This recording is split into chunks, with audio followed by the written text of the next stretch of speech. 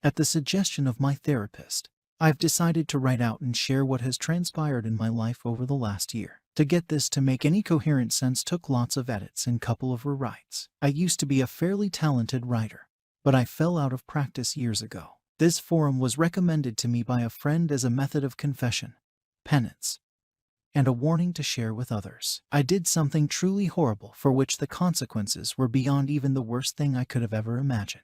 I am sharing this with the full knowledge many will despise me for what I did and the events that took place because of my betrayal. Reading my own words is revolting because I know in a very real sense what I did is unforgivable. I understand far too well how needlessly tragic the events that transpired truly were. My hope is simply that my story can be shared with anyone, in any relationship, and perhaps some future betrayal won't happen. More specifically, I hope someone who is currently cheating on their significant other or even thinking about it might read this and it makes them pause. Many might think my example of what can go wrong being unfaithful is an extreme rarity that seldom occurs. I've been told by people far more knowledgeable than I am that my situation is sadly far from unique, but I'm willing to take the hate I will receive by sharing this, if it keeps even one person from breaking the heart of someone they love. I am a 28-year-old female, and I was married to a wonderful man I will call William. 8 months ago, my husband confronted me with proof I had been both emotionally and physically unfaithful. A few days after he confronted me about my infidelity, my husband committed suicide. I realized just typing those words out has caused people I don't even know, to hate me. I couldn't believe I had the capability to do something that evil to harm someone I'd loved since we were children. But I did it. If you'd asked either me or William if either of us would ever be unfaithful, we both would have laughed. But to my own shock and surprise, I allowed myself to lose focus and strayed. I knew it would destroy him if he ever found out. But I took the heart of the man I loved and crushed it so cruelly he couldn't endure the pain of this life anymore. Those of you thinking right now that I don't deserve to be breathing, I agree with you. I agree with you so much I've attempted on 2 occasions to make that a reality. I'm assured there is a reason I'm still here. For the moment, I've convinced myself that the longer I live, the more I suffer. And I don't deserve the mercy of a suicide if we're being honest. William and I grew up together. I can remember my very early youth, and at no time in my memory did I not know William. We were in the same Sunday school classes, public school classes, and our families had been friends long before he and I ever came along. He could always make me laugh. Kids can be mean, but William never was. I realized I thought he was cute in 6th grade. It wasn't an official crush until high school. William and I had been our one and only loves from early high school all the way through college together. We were best friends and cherished each other so much. After graduation, we took a year to get good stable jobs near our families and decided to get married. We took vacations together. We made love at any moment we got the chance. We were ravenous for each other. The only time sex was of the table was during that time of the month. But we'd make love for hours. Beautiful moments of passion. And I threw it all away for something tawdry, cheap, and worthless. We were planning to have children. We knew their names. We were both virgins. He was my first everything and I was his first everything. Part of me wishes I could say I had a drunken one-night stand. Tried to keep that from my husband, but he found out. No, I got emotionally and physically involved with a man who was inferior to my husband in every way, shape, and form. I didn't even consider the possibility that a friendship with another man could lead to an attachment forming. My husband and I had a strong marriage. As foolish as that sounds to say now, we really did. My husband was the epitome of strength. I was the one who was weak. Though before this, I considered myself a strong woman. It's just that no one ever told me that while our relationship was so very strong, no relationship is bulletproof. There is not a day that goes by that I don't wish someone had walked up and shot me the minute before anything I did became secretive. It is an indisputable fact the world would be a far better place with my husband here and alive instead of me. There is no rationalizing away truth like that. I had so many chances to stop it before anything happened, and I had absolutely no reason to allow anything to happen. After a brief and heated conversation, he walked out, and I never spoke to him again. I tried to contact him in any and every way I could think of. My God, I tried to reach out so many times just to let him know that I am truly sorry, just to know I hate what I did. My texts to him never showed anything but an unread status to me. So, I doubt he read any emails or heard any voicemails either. But everyone said I needed to give him space and time to think. 2 nights after William confronted me, at 3:17 a.m. there was a loud knock at the front door. I turned on the lights. I thought at first it might be someone in a drunken stupor wanting to curse me out or worse. Then there was another loud knock, and I threw on a hoodie before heading to the door. When I opened the door to see two policemen, I knew. They could have been there for many things, but I knew in an instant why they were there. Their words telling me that my husband's body had been found due to an apparent suicide destroyed me. I dropped to my knees and wailed a shriek of agony. I tore at my skin and hair as the police tried to calm me down. By the time the EMTs got there, I was sitting on the steps rocking back and forth repeating that I was so sorry. Yeah, there was no way I was making it to the funeral even if William's family had allowed any of my family to attend. I was kept sedated for days. The first thing I wanted to do when I got out was visit William's grave. But nobody knew where his parents had him buried. They had every right, but that cut deeply. And I tried to cut deeply that night when I tried to take my life for the first time. I've now been hospitalized now twice for attempted to gone. Not asking for pity. In fact, I don't want it. Nothing can take this heartache away, and nothing can even numb it. Part of me wishes I had somehow forced him to see me just for a mere moment to tell him how sorry and then I knew our marriage was over. But I didn't get that. No, I didn't deserve it. And I have to face the fact that what I did was in fact so vile that making my husband see me might have forced him to take his life even sooner. Many people have said to me my actions were what led him to take his life. I don't think there is any doubt. Until that horrible day he'd been so unbelievably happy. We both had been. He left no suicide note to verify I was his cause of death. But we had been so happy. We loved spending nearly every moment together. To go from that kind of bliss to that kind of grief in such a short span of time ended him. I ended him. My words, actions, and thoughts betrayed us both. Regret doesn't destroy you. If it did, I would have died before my husband ever confronted me. When COVID hit, William and I quarantined together. I was fortunate enough to teach for an exclusive private school. The benefactors assured us our salary was paid as long as the need for isolation persisted. William worked from home and made a lot of progress on a project he was placed in charge of.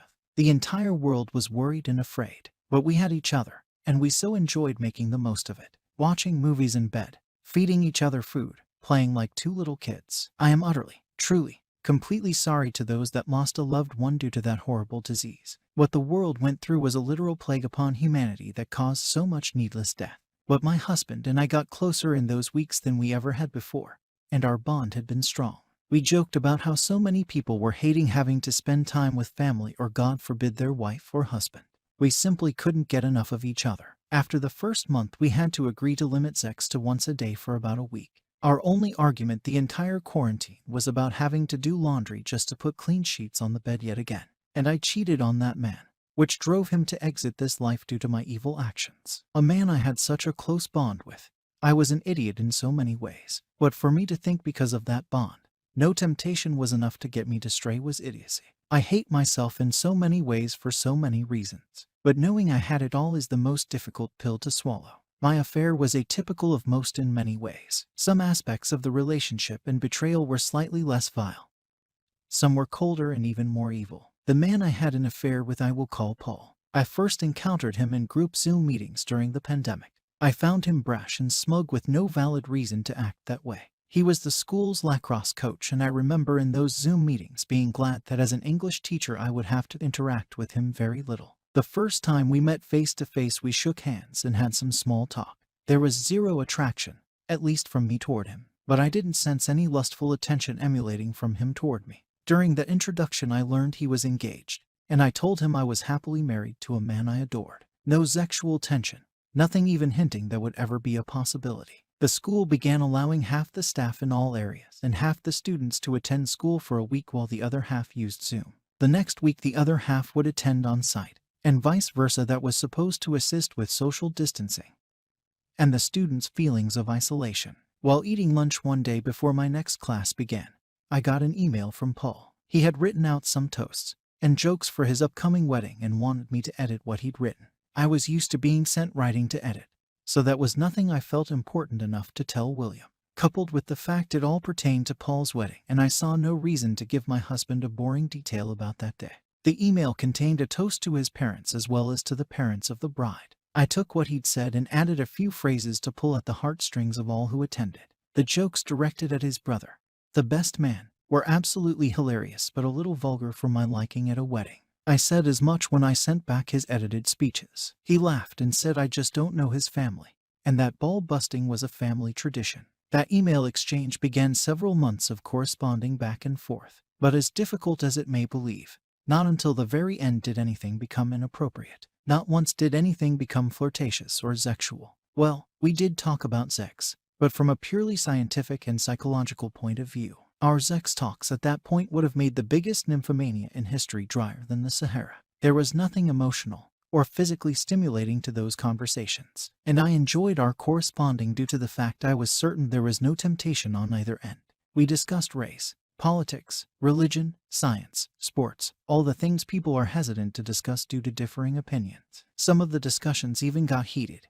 I was called a prude more than once due to my opinions about sex. Yes, I proved him wrong, but I wish to God he'd been right. For the longest time all of this took place during work hours. My husband and I had a landline for emergencies, but as soon as we entered the door at home our smartphones were turned off. Paul didn't even have my number to text until I emailed him with a zinger at the end late in the day. He demanded my number to refute what I'd sent. Dozens of other coworkers had my email, and I thought nothing of that. I seriously don't think Paul had any interest in pursuing me either, as at the time he was smitten with his fiancée. But about a month before their big day, Paul found out his girlfriend had been carrying on an affair with her high school boyfriend for over a year. He was in shock and deeply hurt by the whole situation. I unwittingly became his person to vent to. I don't know where in our string of conversations that things crossed a line, but I began to feel truly sorry for Paul.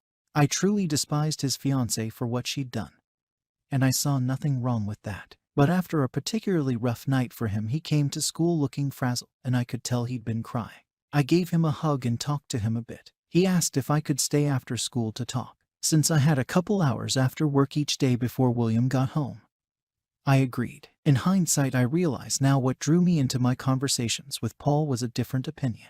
William and I had discussed most any topic two people could discuss. I knew before his reply what William would say when I asked him a question the vast majority of the time. I guess I wanted a surprise when I talked or verbal conflict. It was stupid, pathetic, and weak. But that is what led to the affair. Things with William were ideal, and we spent every available moment together. I had mentioned a coworker named Paul in passing to William, but as there was truly nothing going on, I didn't expound upon anything, and he saw no reason to pry. When Paul started seeing a new woman, I felt no jealousy, and honestly only happiness for him. But William had to go out of town to a construction site in Tulsa for 3 weeks. While he was away, we FaceTimed every day, and I missed him morning, noon, and night. But with sudden spare time, I found myself also texting with Paul just to pass the time. Instead of an occasional hour or two after school, Paul and I often had time to grab a bite to eat and a drink or two before heading to our separate homes. Oddly enough, the thing that led us to become physical was me being a klutz and the school nurse not working that week. I sprained my ankle one day walking up some steps to go get lunch. Since the nurse was not on site, I went to Paul assuming he as a coach had numbing spray or an ace bandage. He was working on my ankle when I happened to notice he had an apparent erection. I was a bit taken aback. He was getting aroused in some way, until I realized from his position he could see slightly up my skirt. I have to admit, for a moment I found the fact I was turning him on was stimulating in some way. I adjusted myself to see if a slightly better view would get him more worked up. He called me out on it. I laughed and told him he could work out his frustrations with his new girlfriend. Suddenly he kissed me, and I pushed him away. He kissed me again and I didn't. We made out for a few minutes before I realized what I was doing. I hurriedly got out of his classroom and made it down the halls to my classroom. I sat in disbelief of what had just occurred. I didn't plan for it to happen, and I was certain Paul didn't either. I didn't know if I should call William and tell him that moment or wait until he got home that night. But when I talked to Paul after classes, he apologized, urged me not to bring any conflict into my marriage and remain just friends. I didn't want to give William more to stress about as he was out of town and focused on his job assignment. After talking with William that night about how things were going in Tulsa, I decided to wait and tell him when he got home. His company was having some issues with the client having the manpower to keep the project running smoothly. There were things William could not get done due to the delays, which meant he had to spend 2 extra weeks in Tulsa. Paul was there for me to discuss what had happened between us. I couldn't tell any of my women friends. I couldn't rely on any family members, as they all rightfully loved William to pieces. I guess random strangers on a site like this would have been the best option had I known about it. But the person I was venting to was the very last person I should have been discussing it with. One Friday after work, Paul and I went to a new restaurant near the school for dinner. We sat at the bar and had a few drinks as I explained how unsettled I felt knowing I had to tell my husband what had happened. He asked me how I thought William would take the news, and I told Paul he might want to call in sick the day after. I told William just in case. He asked if I seriously thought William would beat his butt, and I told him no. But I knew it would mean the end of Paul and I conversing and messaging. And rightfully so. Paul confessed he didn't think he would have made it through his breakup if it hadn't been for me. I assured him I was glad to be of assistance and didn't regret helping him. When the realization our friendship would end sunk in, I think we were both a little depressed. I drank too much. He drank too much, and I ended up back at Paul's apartment doing a lot more than kissing. As soon as it was over, my conscience kicked in. Yes, it should have kicked in long before, but I knew beyond all shadow of any doubt my marriage was over and done with. William and I both had said society has allowed far too many second chances for people that didn't deserve them. Yes, humans do make mistakes. While we both believed anyone who cheated did deserve a second chance, it could never be with the one they betrayed. Life might give them the opportunity to love someone else again, but any opportunities with the cheated spouse was totally undeserved and detrimental to both parties. Things got very complicated when William arrived home from Tulsa. I happened to be having my period, so I knew there would be no intimacy between us, thankfully. Not in a million years would I have subjected my husband to any diseases. Regardless of how much I wanted to make love to William one last time, I couldn't allow that to happen. I wrote out a long letter to William confessing what I'd done and planned to give it to him after a face-to-face confession. To this day, I don't know what happened for William to discover what was going on. For all I know, he had been monitoring my online conversation with Paul from day one. I never got to ask him how he discovered my betrayal, and the realization he'd learned what I'd done before I had the chance to tell him caused me to fall to my knees and swear I planned to tell him. William didn't believe that, and I wouldn't have either. He had a stack of the texts between Paul and I printed out, though I didn't deny any of what he accused me of.